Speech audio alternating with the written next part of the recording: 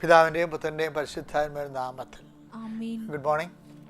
നമ്മൾ ഇന്ന് ബുധനാഴ്ചയാണ്, നവംബർ മാസം 13-ാം തീയതി. ഇത് ഔഷപിതാവിൻ്റെ ദിവസമായതുകൊണ്ടാണ് ഇന്ന് ഔഷപിതാവിൻ്റെ സോളക്കിടിയാൻ നിൽക്കണത്. ഔഷപിതാവ് ഭയങ്കരമായ ആധ്യാത്മികതയുടെ ഒരു ആളാണ്.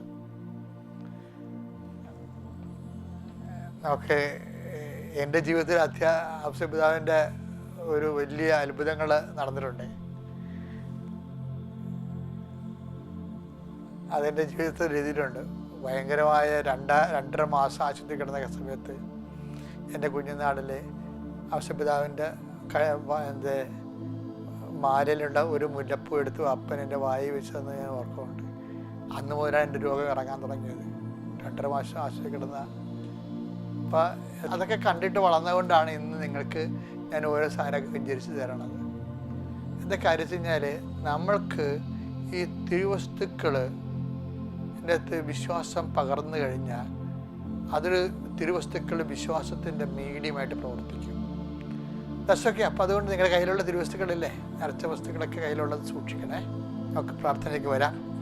അമ്മേ, പരിശുദ്ധ അമ്മേ, ദേവമാതാവേ, അന്ന് അങ്ങ് കൃപാസനത്തിൽ പ്രത്യക്ഷപ്പെട്ട് വരാൻ പോകുന്ന മഹാദുരന്തത്തിൽ നിന്ന് രക്ഷപ്പെടാനും എല്ലാവർക്കും വേണ്ടി പ്രാർത്ഥിക്കുവാനും ആവശ്യപ്പെട്ടിട്ട് 20 വർഷം തികയുന്ന ഈ വേളയിൽ കൃപാസനത്തിലൂടെ ഞങ്ങൾക്കും ഈ ദേശത്തിനും അങ്ങ് മാതൃ തേടി തന്ന എല്ലാ അനുഗ്രഹങ്ങൾക്കും കൃപകൾക്കും ഞങ്ങളിപ്പോൾ ഹൃദയം നിറഞ്ഞ നന്ദി പറയുന്നു. അമ്മേ, പരിശുദ്ധ അമ്മേ, ജപമാല മാതാവേ, സകല കൃപാസനം പ്രാർത്ഥനയോട് ചേർത്ത് ഞങ്ങളിപ്പോൾ പ്രാർത്ഥിക്കുന്ന ഈ കുടുംബത്തിന്റെ പ്രത്യേക നിയോഗം ഓർക്കുക. ചിലപ്പോൾ ഇന്നലെ ഓർത്ത നിയോഗം തന്നെ ആയിരിക്കാം ഇന്ന് ഓർക്കണം. അത് കുഴപ്പമൊന്നുമില്ല. അത് ഇന്നത്തേതായിട്ട് ഓർക്കുക. കർത്താവിന്റെ തിരുസേന സമർപ്പിക്കുക. ഇന്ന് പുതിയ എന്തെങ്കിലും സംരംഭങ്ങളുണ്ടെങ്കിൽ അത് ഓർക്കുക. എഴുത്തുകുത്തുകൾ, ഫോൺ വിളികൾ. നമ്മുടെ ഇന്നത്തെ ജീവിതത്തിൽ നല്ല സെൽഫോണല്ലേ എൻ്റെ അകത്ത് മുഖ്യ ധാരമായിട്ട് വരണത്. പോകേണ്ട കാര്യമില്ല. എല്ലാം മെസ്സേജ് വരണ മെസ്സേജുകൾ. എല്ലാവരും മെസ്സേജ് നോക്കിയിരിക്കുകയല്ലേ. റിസൾട്ടൊക്കെ വന്ന മെസ്സേജിലൂടെയല്ലേ. അപ്പം അതുകൊണ്ട് മെസ്സേജ്, നമ്മുടെ ഫോൺ എപ്പോഴും നമ്മൾ രാവിലെ എടുക്കുമ്പോഴേ ഒരു വിശ്വാസപ്രമാണം ചൊല്ലി എടുക്കണം നല്ലതാണ് കേട്ടോ. കാര്യം നമ്മുടെ ജീവിതം ഇന്ന് ഫോണുമായിട്ട് കണക്റ്റഡാണ്. നമ്മുടെ ദൈവത്തിൽ നിന്ന് അകന്നു പോണ ഫോൺ വഴിയാണ്. അതുകൊണ്ട് ഒരേ സമയത്ത് നരകത്തിൻ്റെ സുഖത്തിൻ്റെ വാതിൽ ഫോണാണ്. അത് ഉപയോഗിക്കുന്ന പോലെ ഇരിക്കും.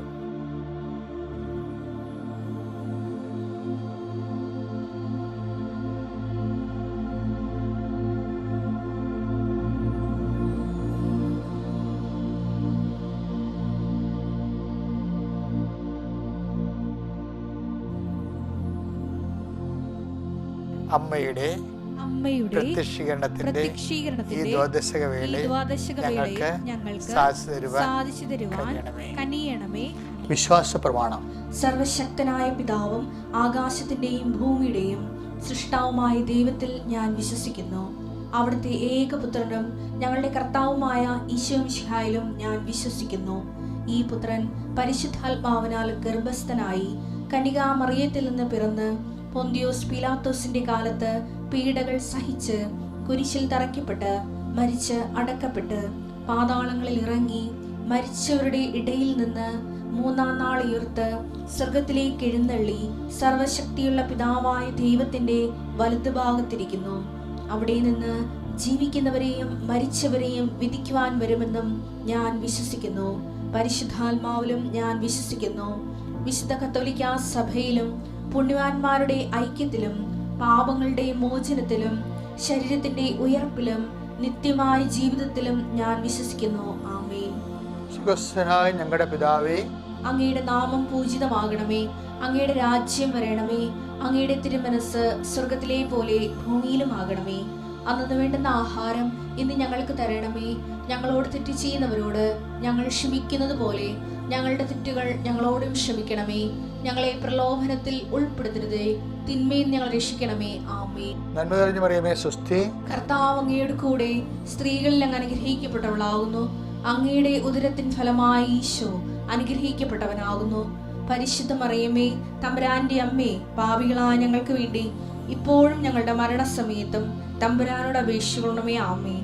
എൻ്റെ മക്കളെ, ഓരോ പ്രാർത്ഥന കഴിയുമ്പോൾ ആമേൻ പറയണം കേട്ടോ. ആമേൻ പറയുമ്പോഴാണ് ആ പ്രാർത്ഥനയിൽ ആശംസിക്കുന്നത് നിങ്ങൾക്ക് അനുഗ്രഹമായി മാറുന്നത്. കർത്താവെ, അങ്ങയുടെ മക്കൾ അവർക്കെല്ലാം അങ്ങയുടെ ഒരു സാന്നിധ്യം ഉണ്ടാകണമെന്നുള്ള ആഗ്രഹമാണ് ഈശോയെ. അനുദിന അനുഗ്രഹ പ്രാർത്ഥന അന്ന് നിങ്ങൾക്ക് നൽകാൻ കാരണം എല്ലാവരും കർത്താവിൻ്റെ കാര്യങ്ങൾ കേട്ട് എഴുന്നേൽക്കണം. കർത്താവിൻ്റെ കാര്യങ്ങളിൽ ശക്തി പ്രാപിച്ച് വേണ്ടി ജീവിതത്തിലേക്ക് പോകണം. അങ്ങനെ ഉള്ള യാത്രയെ സംബന്ധിച്ച് പ്രാർത്ഥിക്കുന്നു ഈശോയെ. കർത്താവ്, മക്കൾ സർട്ടിഫിക്കറ്റുമായി യാത്ര ചെയ്യുന്നവരെ ഞാൻ പ്രത്യേകം സമർപ്പിച്ച് പ്രാർത്ഥിക്കുന്നു. കർത്താവ്, പ്രത്യേകിച്ച് അവരുടെ ഹോംവർക്കുമായിട്ട് യാത്ര ചെയ്യുന്നവരെ സംബന്ധിച്ച് പ്രാർത്ഥിക്കുന്നു. പ്രമാണങ്ങളുമായിട്ട് യാത്ര ചെയ്യുന്നവരെ സംബന്ധിച്ച് പ്രാർത്ഥിക്കുന്നു. കർത്താവ്, അപേക്ഷകളുമായി യാത്ര ചെയ്യുന്നവരെ സംബന്ധിച്ച് പ്രാർത്ഥിക്കുന്നു. ഓരോരോ ആവശ്യത്തിന് വേണ്ടി പോകുന്നവർ നടക്കുമോ ഇല്ലയോ, ചിലർക്ക് അമിതമായ ആത്മവിശ്വാസമാണ് നടക്കുക. അതുകൊണ്ട് ദൈവത്തെ പോലും വിളിക്കാതെ അവരെടുത്ത് ചാടിപ്പോകും. പക്ഷെ അത് നടന്നു കഴിയുമ്പോൾ ഒരു പക്ഷേ അവർക്ക് പ്രയോജനപ്പെടാൻ വരും. അതുകൊണ്ട് കർത്താവ്, അങ്ങനെയുള്ള മന്ദബുദ്ധികളും അങ്ങയുടെ തിരുസേന അവരെ തൊഴണമെന്ന് പ്രാർത്ഥിക്കുന്നു. അവർ ദൈവത്തെ അറിഞ്ഞുകൊണ്ട് അനുതാപത്തോടെയും വിവേകത്തോടെയും വിവേചനത്തോടെയും ജീവിതത്തിൻ്റെ വിഷയങ്ങളെ ഒക്കെ മനസ്സിലാക്കാനുള്ള പ്രത്യേക വരപ്രസാദം അങ്ങനെ മക്കൾ നൽകേണ്ട കർത്താവ്. സർവോപരി വിശ്വാസം അവർക്ക് മക്കൾ നൽകേണ്ട കർത്താവ്. ഒത്തിരി നിരീശ്വരമായ അവർ ദൈവത്തെ കണ്ടെത്താൻ പ്രയാസമുള്ള മക്കളെ അവരവരുടെ വഴികളിലൂടെ പോകുമ്പോൾ അവർ പറയുന്നതൊക്കെ കേട്ട് വിശ്വസിച്ചൊരു പ്രാർത്ഥന കുറഞ്ഞു പോയിട്ടുള്ള ആൾക്കാരുടെ ഈശോയെ, അവരെ എല്ലാം നീ സമർപ്പിച്ച് പ്രാർത്ഥിക്കുന്ന ഈശോയെ. അവരുള്ള അപകടമായ വഴികൾ, ആധ്യാത്മികമായ അപകടം സംഭവിക്കുന്ന വഴികളിലൂടെ പോകുന്നുണ്ട് ഈശോയെ. ആധ്യാത്മിക അപകടം സംഭവിക്കുന്ന ബന്ധങ്ങൾ അറിയാതെ കർത്താവ് കിട്ടിയിരിക്കുന്ന തൽക്കാലം കിട്ടിയിരിക്കുന്ന സുഖവും സന്തോഷവും കാരണം കർത്താവ് പ്രാർത്ഥനാ ജീവിതം മുടക്കിയിട്ട് കർത്താവ് ആരാണ് നമ്മളുമായിട്ട് ഇടപെട്ടിരിക്കുന്നത് അവർ പറയണ മാത്രം കേട്ടിട്ട് അവരുടെ ഒരു കളിപ്പാവയോട് സഞ്ചരിക്കുന്ന ആൾക്കാരുണ്ട് ഈശോയെ. അകപ്പെട്ടു പോയവരുണ്ട് ഈശോയെ. പല പല ബന്ധങ്ങളിലും ദൈവത്തിൽ നിരക്കാത്ത ബന്ധങ്ങളിലും ആധ്യാത്മികത തകർക്കപ്പെടുന്ന ബന്ധങ്ങളിലും അകപ്പെട്ടു പോരുണ്ട് ഈശോയെ. മക്കളെക്കുറിച്ച് ആകുലപ്പെടുന്ന മാതാപിതാക്കന്മാരുണ്ട് ഈശോയെ.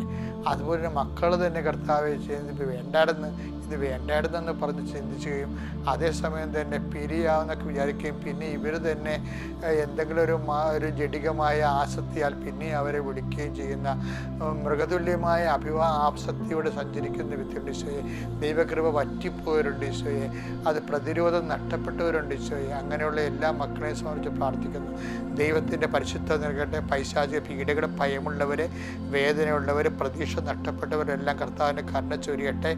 രോഗപീഡിതരും മാനസിക അസ്വസ്ഥങ്ങളുള്ളവർ, ഉറക്കമില്ലാത്തവർ, പ്രഷർ കൂടുന്നവർ, ഷുഗർ കൂടുന്നവർ, ഒരേ രീതിയിൽ തന്നെ കൂടിയ പ്രഷർ നോർമലാകാതിരിക്കുന്നവർ, അവരുടെ എല്ലാ സംബന്ധിച്ച് പ്രാർത്ഥിക്കുന്നു. ആശുപത്രിയിൽ അകപ്പെട്ടിരിക്കുന്നവർ അവരെ സംബന്ധിച്ച് പ്രാർത്ഥിക്കുന്നു. കർത്താവ്, സാമ്പത്തികമായി ഞെരുക്കമുള്ളവരെ, സാമ്പത്തിക ആവശ്യങ്ങൾക്ക് വേണ്ടി പ്രത്യേക പരിഹാരമില്ലാത്തവർ, ആരെങ്കിലും സഹായിച്ചു കഴിയുമ്പോൾ പിന്നെ അവരുടെ അടിമകളായി നമ്മൾ പോകേണ്ട ഒരു അവസ്ഥകൾ വരുന്ന രീതിയിൽ അതിൻ്റെ പേരിൽ മാനഹാനി നഷ്ടമാക്കാനും മാനസിക നഷ്ടം അനുഭവിക്കുന്ന മനസ്സിൻ്റെ സമാധാനം നഷ്ടപ്പെട്ടവർ ഈശോയെ. കുടുംബത്തിൽ തന്നെ വീട് വിൽക്കാതിരിക്കുന്നവർ, അതുപോലെ തന്നെ വിൽക്കാതെ നിവൃത്തിയില്ല, പക്ഷേ വിറ്റ് കഴിഞ്ഞാൽ പിന്നെ തകർച്ചയിലേക്ക് പോകുന്ന വെച്ചുകൊണ്ട് ആകപ്പാടെ വേദനിച്ച് വിഷമിച്ചിരിക്കുന്നവരുണ്ട് ഈശോയെ. അവരെല്ലാം നീ സ്പർശിക്കണം പ്രാർത്ഥിക്കുന്നു.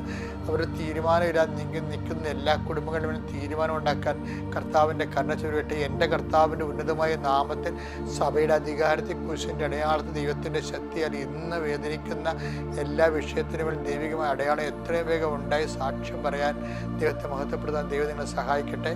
നിത്യപിതാപുത്രൻ പരിശുദ്ധായ സർവ്വശക്തൻ നയിക്കുക. എൻ്റെ മക്കളെ, നമ്മൾ ഇന്ന് വായിക്കുന്ന വചനം എന്ന് പറയുന്നത് മർക്കോസിന്റെ സുവിശേഷമാണ് 9-ാം അധ്യായം 37-ാമത്തെ വചനം. ഇതുപോലുള്ള ഒരു ശിശുവിനെ എൻ്റെ നാമത്തിൽ സ്വീകരിക്കുന്നവൻ എന്നെ സ്വീകരിക്കുന്നു. ഇതുപോലുള്ള ഒരു ശിശുവിനെ എൻ്റെ നാമത്തിൽ സ്വീകരിക്കുന്നവൻ എന്നെ സ്വീകരിക്കുന്നു. അപ്പോൾ നമ്മൾ ശിശു എന്ന് പറയുമ്പോൾ നമുക്കറിയാമല്ലേ, ബലഹീനമായ കാര്യം. ശിശുവിന് ശരിക്കും പറഞ്ഞാൽ എല്ലാ കാര്യവും നമ്മൾ ചെയ്തു കൊടുക്കണം. ഏറ്റവും സെറ്റ് കാര്യം നമ്മൾ ചെയ്ത് കൊടുക്കണം. അതാണല്ലോ ശിശുവിൻ്റെ ഒരു നമ്മുടെ ഇൻട്രാക്ഷനിലൂടെ മനസ്സിലാകണത്. എല്ലാ കാര്യവും നമ്മൾ ചെയ്തു കൊടുക്കണം. അതുകൊണ്ട് തന്നെ എന്താണ്, ഇതുപോലെ തന്നെ ദൈവം എല്ലാ കാര്യങ്ങളും ദൈവം ചെയ്തു കൊടുക്കേണ്ടി വരും. ഇനി എല്ലാ കാര്യങ്ങളും നമ്മൾ ചെയ്തു കൊടുക്കേണ്ടി വരും ചില കുടുംബങ്ങളിൽ. അപ്പൻ മരിച്ച് പെങ്ങളെയും മക്കളെയും കൊണ്ട് വീട്ടിൽ നിർത്തിയിരിക്കുകയാണ്. പെങ്ങൾക്കാണെങ്കിൽ അസുഖമാണ്, കുഞ്ഞുങ്ങൾക്കാണെങ്കിൽ. അപ്പം നമുക്കൊരു ഭാരമായിട്ട് തോന്നും കഴിയും. അത് ചിലപ്പോൾ നമ്മുടെ ഭാര്യയും മക്കളും ചിലപ്പോൾ സമ്മതിച്ചില്ലെന്ന് വരും. അത് അപ്പോൾ നമ്മൾ അവരുടെ മാറ്റി താമസിപ്പിക്കും. എന്തായാലും നമ്മുടെ വരുമാനത്തിന് ഒരു ഭാഗം അവർക്ക് കൊടുക്കേണ്ടി വരും. അപ്പോൾ അവരുടെ ബലഹീനമായ സാഹചര്യങ്ങളാണ്. അപ്പോൾ എന്താ അവരെ സന്ധിക്കുന്ന ഒത്തിരി ആങ്ങളമാരൊക്കെ ഉണ്ട്. എനിക്കറിയാം ഇതുപോലെ ആങ്ങളമാരുടെ തന്നെ ബന്ധുക്കൾ, ഇതുപോലെ ആയിപ്പോയ ബന്ധുക്കളെ രഹസ്യമായിട്ടും പരസ്യമായിട്ടും സഹായിക്കുന്നവരുണ്ട്. പക്ഷേ നിങ്ങൾ സഹായിക്കുമ്പോൾ എന്നിട്ട് പിന്നെ പക്ഷേ അവരുടെ ഭാഗത്തു നിന്ന് എന്തെങ്കിലും നിങ്ങൾ ഉദ്ദേശിക്കുന്ന പോലെയുള്ള നിങ്ങൾ പറയണവർ കേൾക്കാതിരിക്കുകയോ, അല്ലെങ്കിൽ അവർ പോകേണ്ടെന്ന് പറഞ്ഞ സ്ഥലത്ത് അവർ പോവുകയോ, സംസാരിക്കേണ്ടത് പറഞ്ഞ സ്ഥലത്ത് അവർ സംസാരിക്കുകയോ ചെയ്യുമ്പോൾ നിങ്ങളുടനെ പോലീസാകും. എന്നാൽ പിന്നെ നിങ്ങൾ ജീവിക്കാൻ കാണട്ടെ, എൻ്റെ കാശ് കൊണ്ട് നിങ്ങൾ ജീവിച്ചത്. നിങ്ങൾ പറയണ പോലെ പോയില്ല എന്നുണ്ടെങ്കിൽ ഉടനെ അപ്പോൾ അത് കുത്തിത്തിരിക്കാനും അതിൻ്റെ അകത്ത് എരുതിയിൽ എണ്ണ ഒഴിക്കാനും ജീവിത പങ്കാളി വരും. അപ്പോൾ എങ്ങനെ ഇരിക്കണം കണ്ടില്ല, അവരവരുടെ രീതിയിൽ പോകും. നിങ്ങൾ പറഞ്ഞതും കേൾക്കാതെ നിങ്ങളുടെ കാശ് മാത്രം മതി, അപ്പോൾ അവർ കുത്തിത്തിരിക്കും. എൻ്റെ മക്കൾ ഇതെല്ലാം ശൈശവ സമയമാണ്. മനുഷ്യന്മാരുടെ നിവർത്തികേടുകൾ. ശിശു എന്ന് പറഞ്ഞാൽ എന്താണ്? എല്ലാ നിവർത്തികേടിനും കൈയും കാലും വെച്ചേക്കുന്ന സംഭവമാണ് ശിശു. അപ്പം അങ്ങനെയുള്ള സാഹചര്യത്തെയും വ്യക്തികളെയും നമ്മൾ എന്ത് ചെയ്യണമെന്ന് പറഞ്ഞാൽ നമുക്കൊരു റിട്ടേൺസ് ഒന്നുമില്ല. നമ്മൾ എന്ത് ചെയ്യണം? ക്രിസ്തുവിൻ്റെ നാമത്തെ സ്വീകരിക്കണം. അപ്പോൾ എന്തെങ്കിലും ഭാരങ്ങൾ നമുക്ക് പ്രയോജനമില്ലാത്ത, നമുക്ക് തൽക്കാലം നേരിട്ട് ഉത്തരവാദിത്തമില്ലാത്ത എന്തെങ്കിലും ഭാരങ്ങൾ മക്കൾ എടുത്തിട്ടുണ്ടെങ്കിൽ, വ്യക്തികളുടെ ഉത്തരവാദിത്തം എടുത്തിട്ടുണ്ടെങ്കിൽ, അത് ഈശോ പറയണത് എൻ്റെ നാമത്തെ എടുത്തോളാം, എൻ്റെ അക്കൗണ്ടിലേക്ക് വരാനാണ്. എനിക്കിതൊക്കെ ഇതിൻ്റെ ഗുട്ടൻസൊക്കെ പണ്ട് വരെ അറിയാവുന്നതാണ് ഈ വചനം. അപ്പം എന്നോട് ഈശോ പറഞ്ഞ് ഇങ്ങനെ വ്യാഖ്യാനിക്കാനാണ് പറഞ്ഞിരിക്കുന്നത് പണ്ട്. ഞാനതുകൊണ്ട് ഇന്ന് എങ്ങനെ വ്യാഖ്യാനിച്ച് കൊടുക്കത്തുള്ളൂ. എന്താണ്? നിങ്ങൾക്ക് എല്ലാ കാര്യങ്ങളും, നിങ്ങൾക്ക് ടാക്സേഷൻ ഉണ്ടാകുന്ന, നിങ്ങൾക്ക് നികുതിയായി വരുന്ന എല്ലാ കാര്യങ്ങളും, നിങ്ങൾക്ക് വരുമാനമോ പ്രത്യേക ഗുണങ്ങളോ ഒന്നും ഇല്ലാതെ വരുന്ന വിഷയങ്ങൾ, റിട്ടേൺസ് ഇല്ലാത്ത വിഷയങ്ങൾ എന്ത് ചെയ്യണം? ക്രിസ്തുവിൻ്റെ നാമത്തിൽ സ്വീകരിക്കണം. അപ്പോൾ അതുകൊണ്ട് നിങ്ങൾ അപ്പം തന്നെ എന്നിട്ട് നിങ്ങൾ അവരോട് ചിലപ്പോൾ നിങ്ങളുടെ അധ്വാന ബലം കൊണ്ട് അവർ ജീവിക്കണമെങ്കിലും ചിലപ്പോൾ നിങ്ങൾ പറഞ്ഞ അവർ കേൾക്കത്തില്ല. അവർ മനഃപൂർവ്വമല്ല, അവർ മനുഷ്യരല്ലേ. അപ്പം അത് മനസ്സിലാക്കി ക്രിസ്തു എന്ന് മനസ്സിലാക്കുന്ന ഒരാളാണ്. ക്രിസ്തുവിൻ്റെ നാമത്തെ സ്വീകരിക്കുക എന്ന് വെച്ച് കഴിഞ്ഞാൽ ഇപ്പം പത്രോസ് സാബത്ത് ദിവസം അവിടുന്ന് കണ്ടവൻ്റെ പറമ്പിൽ നിന്ന് ഗോതമ്പ് മണി എടുത്ത് കഴിച്ചു. പശേര് അവരെ തൊണ്ടക്ക് പിടിച്ചു. ഈശോനെ അവരെ വെച്ച് അപമാനിച്ചു. അപ്പോൾ പത്രോസ് വിചാരിച്ചു ഈശോ ഇപ്പം എന്നെ കുറ്റപ്പെടുത്തുമെന്ന്, പറഞ്ഞു വിടുമെന്ന്, ഡിസ്മിസ് ചെയ്യുമെന്ന്. ഈശോ ആ കാര്യമില്ല. ഈശോ മൈൻഡ് ചെയ്യുന്നു. എന്നിട്ട് പറയും സാരം ദാവീദൊക്കെ എന്താ ചെയ്തത്? വിശന്നപ്പോൾ മനുഷ്യൻ ഓരോ കാര്യങ്ങൾ ചെയ്യും. അപ്പോൾ ഈശോ വിശപ്പിനെയാണ് പ്രാധാന്യം കൊടുത്തത് അവിടെ, അല്ലാതെ നിയമത്തിനല്ല. എന്ന് വെച്ചാൽ സാബത്ത്. അപ്പോൾ വിശപ്പ് സാപത്തിനേക്കാളും നിയമ സംവിധാനത്തെക്കാളും അപ്പുറത്താണെന്ന് എൻ്റെ അർത്ഥം. അത് അഡ്രസ്സ് ചെയ്യേണ്ടി ഒരു സഭയായാലും ആരായാലും. അപ്പം അതുകൊണ്ട് എൻ്റെ മക്കൾ എപ്പോഴും ശ്രദ്ധിക്കേണ്ട ഒരു വിഷയം എന്ന് പറയുന്നത്, ഇങ്ങനെ നമുക്ക് പ്രയോജനമില്ലാത്ത കാര്യങ്ങൾ ചെയ്യുമ്പോൾ, നമുക്ക് റിട്ടേൺസ് ഇല്ലാത്ത കാര്യങ്ങൾ ചെയ്യുമ്പോൾ അത് മറ്റുള്ളവർ കുത്തിത്തിരിക്കും. വല്ല പ്രയോജനമുണ്ട്? എന്ത് കാര്യമുണ്ട്? അങ്ങനെ ചെയ്തുകൊണ്ടെങ്കിൽ വിട്ടിട്ട് നിങ്ങളവിടുന്ന് മാറിയേക്കണം. അത് കേൾക്കേണ്ടതെന്ന് ചെയ്യണം. നിങ്ങൾ കേൾക്കണ്ടില്ലെങ്കിൽ പറയാവുന്നവർ പറയും. പക്ഷെ അതെല്ലാം നമ്മൾ ക്രിസ്തുവിൻ്റെ നാമത്തിലാക്കി എടുത്തിട്ട് കുരിശ് കൃപയാക്കണം. ക്രിസ്തുവിൻ്റെ നാമത്തിലാക്കി കഴിഞ്ഞാൽ ഉടനെ കുരിശ് കൃപയായി വരും. എത്ര കള്ളന്മാർ കുരിശത്ത് തൂങ്ങി, എന്നിട്ട് അതൊന്നും കൃപയായില്ലല്ലേ? ക്രിസ്തു തൂങ്ങിയോണ്ടല്ലേ കുരിശ് കൃപയായത്. അപ്പോൾ ക്രിസ്തുവിൻ്റെ നാമത്തിൽ ഒരു കുരിശെടുത്താൽ ഓട്ടോമാറ്റിക്കായിട്ട് കൃപയായിട്ട് മാറും. അങ്ങനെ നിങ്ങൾക്ക് ഗുണം ചെയ്യാത്ത, നിങ്ങൾക്ക് റിട്ടേൺസ് ഇല്ലാത്ത, നിങ്ങൾക്ക് പ്രയോജനമില്ലാത്ത എല്ലാ വിഷയങ്ങളും, വ്യക്തികളും, സംഭവങ്ങളും ക്രിസ്തുവിൻ്റെ നാമത്തിൽ എടുത്തുകൊണ്ട് കൃപ നിറയാൻ ദൈവം നിങ്ങളെ അനുഗ്രഹിക്കട്ടെ. Praise the Lord.